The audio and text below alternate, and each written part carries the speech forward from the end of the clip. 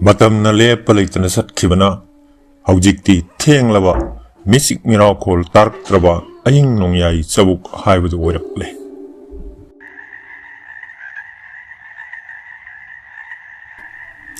on thokpani ngasigi ahing asidi gorgo gi mung manung makhoi ahummak mit usinduna tumma yakhidre mama lukhrabi ngangbi su laikhidraba mapuroibu ningsing yaduna taibang semma mapuda masanu pa gorgo gidamak yai phamangol ni duna laikre kari thoklagaba afaba marup phangle hairamba masanu pana pangal laba yeknaba leire lambana daba yadre hairakpada masa pumba cheng khaibagum nikhrabani amaromda thajaman bisu aki tujung manalangoi sankre haujikti mapuroiba gorgo gi maphamda kari haina mu makha tana wahang lugani nonga nuna yuki numit tholakpa matam madu ngaibada matare ngasi haiba numit asida ururiba taruriba sing aduna magi mapuroiba gi yeknaba do achamba mioiba amadi oiramlaroi haibase thajaman bi su khangmangam lamme thajaman bi pothafam khanglamde karigumda magi mapuroiba gorgo da phatanungda thoklabadi kamdauba asiguma wakhal sing asi khalubada thajaman bi su tum thaba yaramde mapukningda taibungbu sembiba tengbanba mapu sidababu hanna hana khurumjarami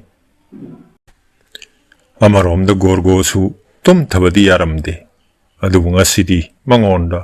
nahan makhaiga manadaba thongna amadi loksingi mangalama phangbagum torme thunamak nongalaptuna magi mathau pangthok pamlaklo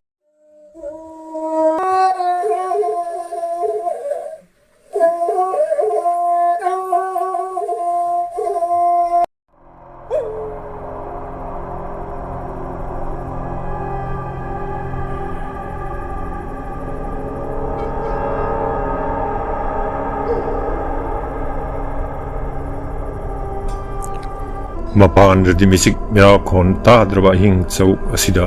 mongdani thawaina songchenduna masagi hakchang kayat pumu kudum chan kharwa tonjau maiba angawbugi matogum khungang asigi lerak konsang khuding chattuna thajaman bi thiri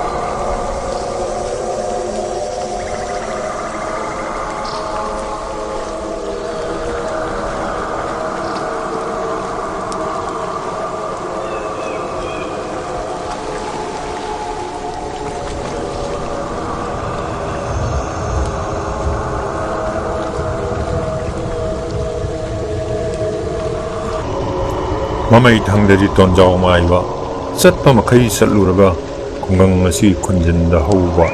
achauba khunang pambi amang makhong phamnare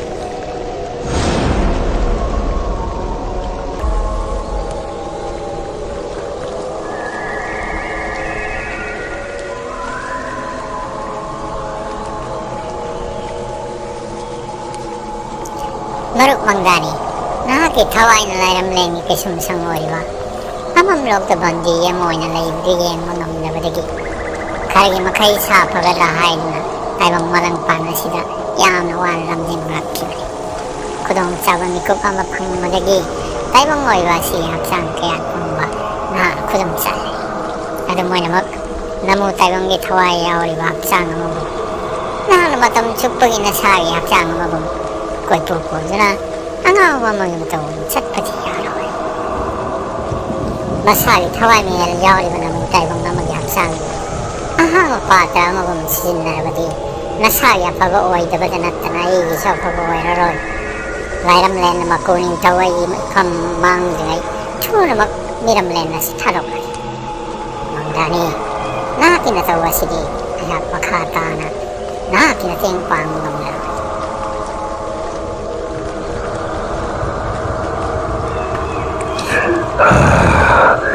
Yakaya makuning to hausik timak mangdani kitamak makadan wabiragana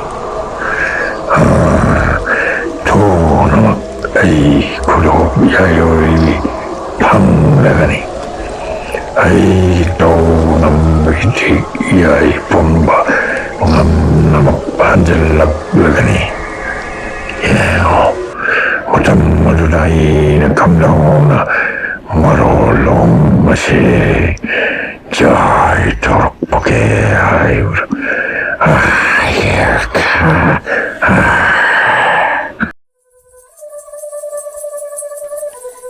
Mangdani na makuning to opum tawoy wawoy bidroda tin tabataw na makuning to pay kirami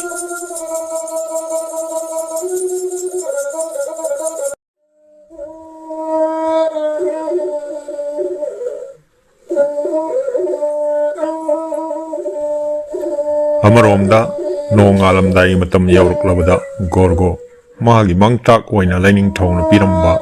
sapi lan pi pijol singadu sesilam sapi lan pi singadu hek sesin mami kupta gorgo masek mangan nairklam masada kariguma makal lamatagi aki tujungwa pokhidre ahoina dum thauna loksing hengalaklam Mama Lukhrabi Ngangbi amadi Thajman bisu gorgo na pumsum sumat kre gorgo na thaurang liba pumnamak adu tumin na yengduna lerami makoy na gorgo na makata na wahang pohangani haibasu khan kidre sumlagi no ngalak padu tamak ngaijarami Mama itangdari amamba hingi matam loi khiduna amam mangan sinnarakle nong pok thangba singyadagi numit kimase mangan thorakle Usik waya pummusu yakairakle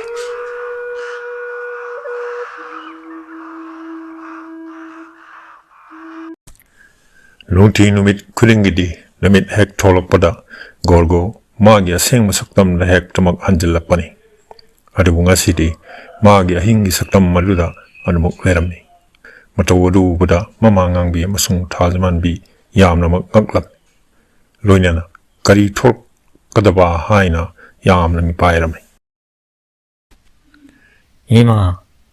Thajmanbi ai ngasi hai wanomit asidagi na khoi de kari mata lol aroi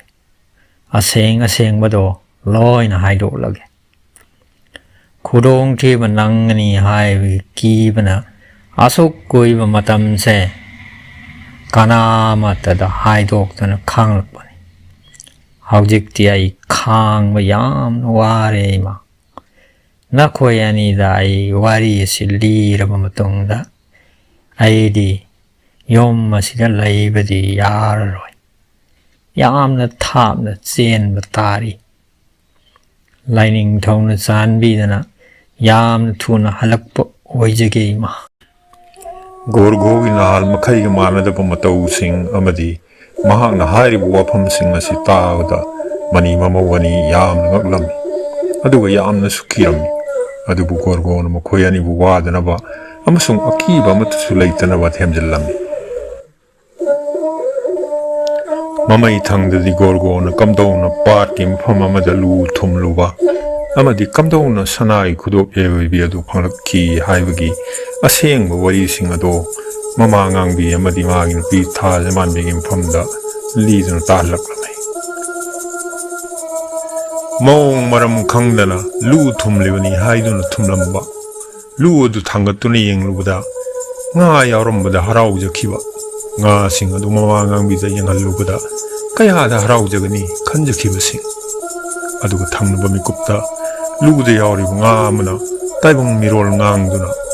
mabu amuktang kanbiyu hairkhiba khangawdana pat adugi lairemba tholkhiba wari sing amatti chithaba leitana gorgona mathang lithare ngakra ko banga adugi thawai kanbi bigidamakni haiduna tho haibudu thoanba yaraba sana kudob yayobi amabu lairemba na pibirakhiba adum moina wafam masi taibang kana infam da haidokwa khangan bayade ꯇꯥꯛꯄꯤꯔꯛꯈꯤꯕꯁꯤꯡ ꯒꯣꯔꯒꯣꯅ ꯃꯊꯪ ꯋꯥꯔꯤꯁꯤꯡ ꯑꯗꯨ ꯃꯃꯥ ꯉꯥꯡꯕꯤ ꯑꯃꯗꯤ ꯃꯥꯒꯤ ꯂꯣꯏꯅꯕꯤ ꯊꯥꯖꯃꯥꯟꯕꯤꯒꯤ ꯃꯐꯝꯗ ꯁꯤꯠꯅ ꯇꯝꯂꯝꯃꯤ꯫ ꯃꯃꯩ ꯊꯪꯗ ꯉꯀ꯭ꯔꯥ ꯀꯧꯕ ꯉꯥ ꯑꯗꯨꯕꯨ ꯃꯍꯥꯛꯅ ꯄꯥꯠꯀꯤ ꯏꯃꯥꯏꯗ ꯊꯥꯗꯣꯛꯈꯤꯕꯗ ꯀꯌꯥꯗ ꯍꯔꯥꯎꯅ ꯆꯠꯈꯤꯕ ꯑꯗꯨꯒ ꯃꯍꯥꯛꯅ ꯀꯌꯥꯗ ꯍꯔꯥꯎ ꯅꯨꯡꯉꯥꯏꯅ ꯌꯨꯝꯗ ꯍꯜꯂꯛꯈꯤꯕ ꯋꯥꯔꯤꯁꯤꯡ ꯑꯗꯨ ꯆꯤꯠꯊꯕ ꯂꯩꯇꯅ ꯊꯥꯖꯃꯥꯟꯕꯤ ꯑꯃꯗꯤ ꯃꯃꯥꯒꯤ ꯃꯐꯝꯗ ꯂꯤꯗꯨꯅ ꯇꯥꯍꯜꯂꯦ꯫ ꯈꯨꯟꯒꯤ ꯈꯨꯟꯖꯥꯁꯤꯡꯅ ꯃꯥꯕꯨ ꯍꯪꯉꯣꯏ ꯃꯥꯜꯂꯤ ꯍꯥꯏꯅ ꯅꯣꯛꯅꯕꯤꯗꯨꯅ ꯒꯣꯔꯒꯣ ꯍꯥꯏꯅ ꯀꯧꯕꯤꯕ, ꯃꯗꯨꯒꯤꯗꯃꯛꯁꯨ ꯅꯨꯃꯤꯠ ꯃꯌꯨꯝ ꯆꯪꯈꯤꯕꯗꯒꯤ ꯅꯣꯡ ꯉꯥꯟꯗꯨꯅ ꯑꯃꯨꯛ ꯍꯟꯅ ꯅꯨꯃꯤꯠ ꯊꯣꯛꯇ꯭ꯔꯤ ꯃꯈꯩꯗꯤ ꯐꯖꯔꯕ ꯁꯛꯇꯝ ꯑꯃ ꯑꯣꯏꯖꯧ ꯍꯥꯏꯅ ꯕꯣꯔ ꯄꯤꯕꯤꯔꯛꯄ, ꯃꯗꯨꯒꯤ ꯋꯥꯔꯤꯁꯨ ꯇꯝꯂꯝꯃꯤ꯫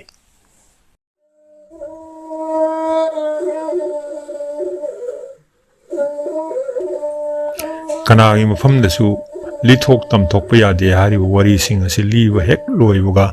ꯒꯣꯔꯒꯣ ꯐꯨꯛ ꯍꯧꯒꯠꯇꯨꯅ ꯃꯄꯥꯟꯂꯣꯝꯗ ꯊꯣꯔꯛꯂꯝꯃꯤ꯫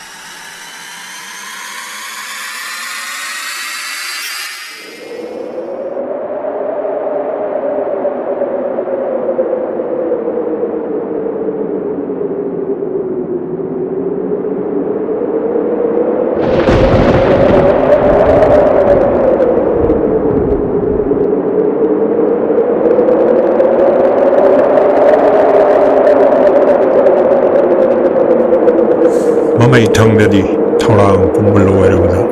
ꯃꯥꯒꯤ ꯆꯥꯅꯕ ꯃꯔꯨꯞ ꯁꯨꯔꯥꯔꯦꯟꯒꯤ ꯀꯣꯅꯥ ꯃꯅꯥ ꯆꯥꯕ ꯁꯒꯣꯜ ꯀꯣꯅꯥꯕꯨ ꯃꯔꯨꯞ ꯀꯣꯅꯥ ꯍꯥꯏꯅ ꯍꯟꯅ ꯀꯧꯔꯛꯂꯝꯃꯤ꯫ ꯏꯇꯥꯎ ꯀꯣꯅꯥ, ꯍꯣ ꯏꯇꯥꯎ ꯀꯣꯅꯥ, ꯅꯍꯥꯛꯅ ꯑꯩꯕꯨ ꯂꯝꯖꯤꯡꯕꯤꯒꯅꯤ ꯍꯥꯏꯕꯤꯔꯝꯕꯗꯣ ꯍꯧꯖꯤꯛꯇꯤ ꯃꯗꯨꯒꯤ ꯃꯤꯀꯨꯞ ꯑꯗꯨ ꯂꯥꯛꯂꯦ, ꯊꯨꯅꯃꯛ ꯑꯩꯕꯨ ꯂꯝꯖꯤꯡꯕꯤꯔꯔꯣ ꯍꯥꯏꯅ ꯒꯣꯔꯒꯣꯅ ꯃꯥꯒꯤ ꯃꯔꯨꯞ ꯁꯒꯣꯜ ꯀꯣꯅꯥꯕꯨ ꯀꯧꯔꯛꯂꯕꯗ ꯁꯒꯣꯜ ꯀꯣꯅꯥꯁꯨ ꯒꯣꯔꯒꯣꯒꯤ ꯃꯥꯏꯀꯩꯗ ꯌꯥꯝꯅ ꯌꯥꯡꯅ ꯆꯦꯜꯂꯛꯂꯝꯃꯤ꯫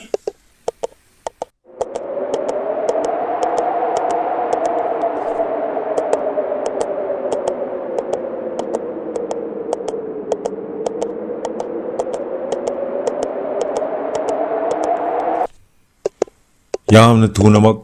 ꯁꯒꯣꯜ ꯀꯣꯅꯥ ꯒꯣꯔꯒꯣꯒꯤ ꯅꯥꯛꯇ ꯌꯧꯔꯛꯂꯝꯃꯤ꯫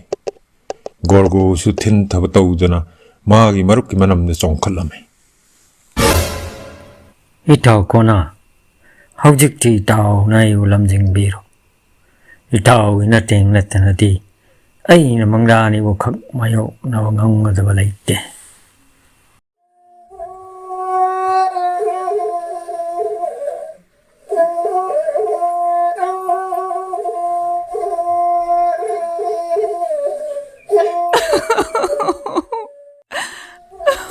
ꯒꯣꯔꯒꯣꯅ ꯁꯒꯣꯜ ꯀꯣꯅꯥ ꯇꯣꯡꯈꯠꯇꯨꯅ ꯌꯨꯝꯒꯤ ꯊꯣꯡꯒꯥꯜꯂꯣꯝꯗ ꯊꯧꯗꯣꯛꯈ꯭ꯔꯕꯗ ꯊꯥꯖꯃꯥꯟꯕꯤ ꯊꯃꯣꯏ ꯁꯣꯛꯅ ꯀꯞꯇꯨꯅ ꯂꯩꯍꯧꯔꯝꯃꯤ꯫ ꯑꯃꯔꯣꯝꯗ ꯄꯨꯟꯁꯤꯒꯤ ꯂꯝꯕꯤꯗ ꯅꯧꯅ ꯂꯨꯈ꯭ꯔꯥꯕꯤ ꯑꯣꯏꯗꯨꯅ ꯑꯋꯥꯕ ꯀꯌꯥ ꯊꯦꯡꯅꯔꯛꯂꯕꯤ ꯃꯅꯦꯝ ꯉꯥꯡꯕꯤꯅ ꯃꯃꯧ ꯅꯨꯄꯤꯕꯨ ꯋꯥꯗꯅꯕ ꯍꯥꯏꯔꯝꯃꯤ꯫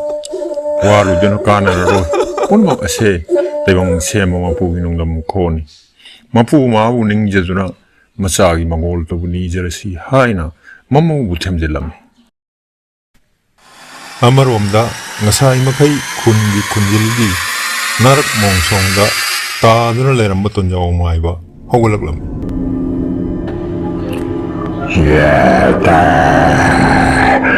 ꯍꯧꯖꯤꯛꯇꯤ ꯃꯪꯂꯥꯟꯒꯤ ꯃꯇꯝ ꯑꯣꯏꯔꯛꯂꯦ, ꯊꯨꯅꯃꯛ ꯅꯃꯨ ꯇꯥꯏꯕꯪ ꯃꯥꯒꯤ ꯃꯊ꯭ꯋꯥꯏ ꯂꯧꯔꯒ ꯑꯩꯒꯤ ꯁꯅꯥ ꯈꯣꯔꯥꯎ ꯌꯥꯏꯑꯣꯏꯕꯤ ꯑꯗꯨ ꯐꯪꯂꯒꯅꯤ꯫ ꯈꯣꯔꯥꯎ ꯌꯥꯏꯑꯣꯏꯕꯤ ꯑꯗꯨ ꯐꯪꯂꯕꯗꯤ ꯑꯩ ꯑꯍꯤꯡꯕ ꯁꯥꯔꯣꯏ ꯍꯥꯏꯕꯗꯨ ꯆꯞ ꯆꯥꯅ ꯑꯣꯏꯔꯒꯅꯤ꯫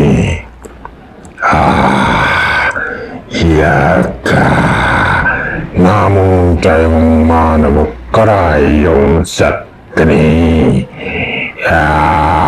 ꯑꯩꯅ ꯃꯥꯏꯕ ꯑꯁꯤꯒꯤ ꯍꯛꯆꯥꯡꯗ ꯁꯨꯝꯅ ꯁꯩꯗꯥꯡꯗꯨꯅ ꯂꯩꯕꯒꯤ ꯃꯇꯝ ꯅꯠꯇꯦ꯫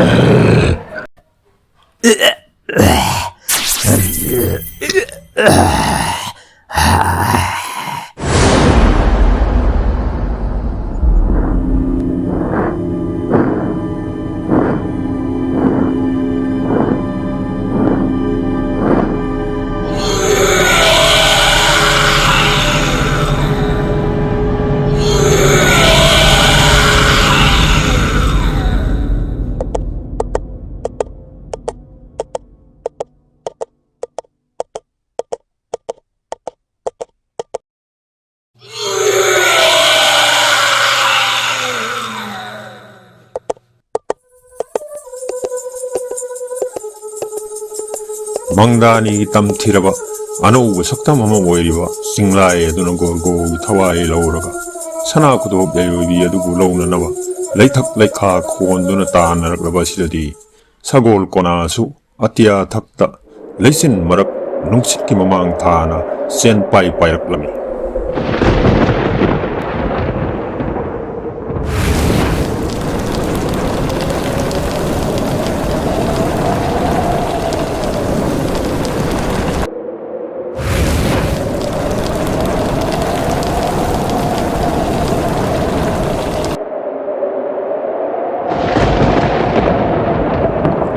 Maruk pana,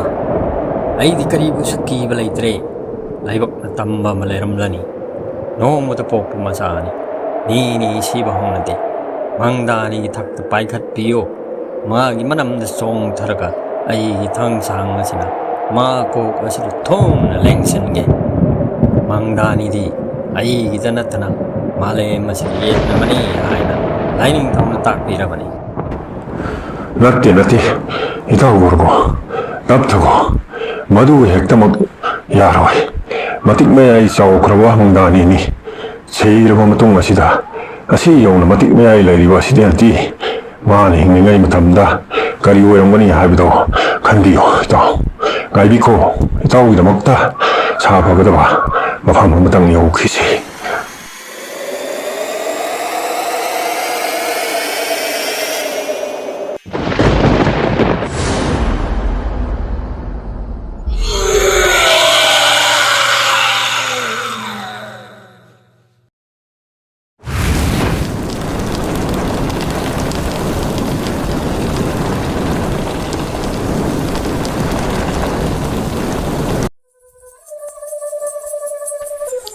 Hawjikti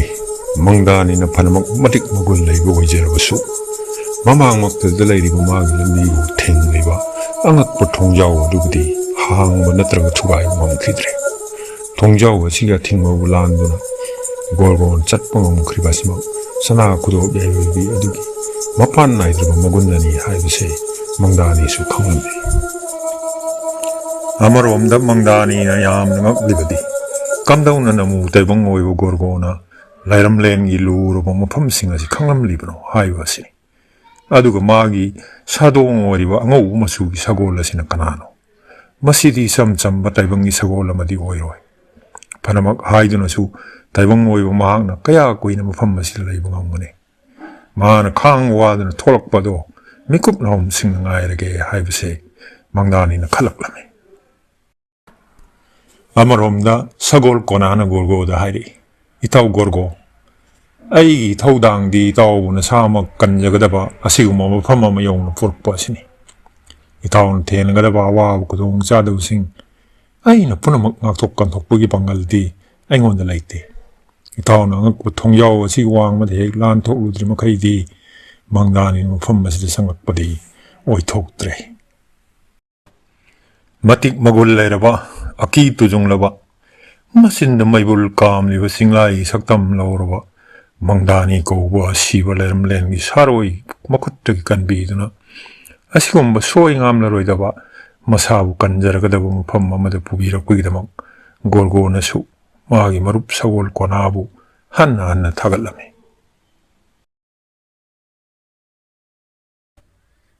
Ito ko na, ay na isada, Lining town na pibi basa pi lan pi si set na ikuta su to ai with the talk liwa sana kudo yayo bi si raga kaya kui na ira lairawa bondi amagum amamba sida sumak thawai pamudana lot tu na laigadori bano lepta na saliba matamdi asumna sumu haukhigani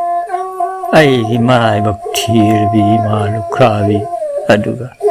thajaman min kaya warang mani makhoi na ai lambi to yengduna lairam ngani ne to ay sumna ayamba pangdaba mi amagum kaina bagi mecha langduna khangduna laiba pamdre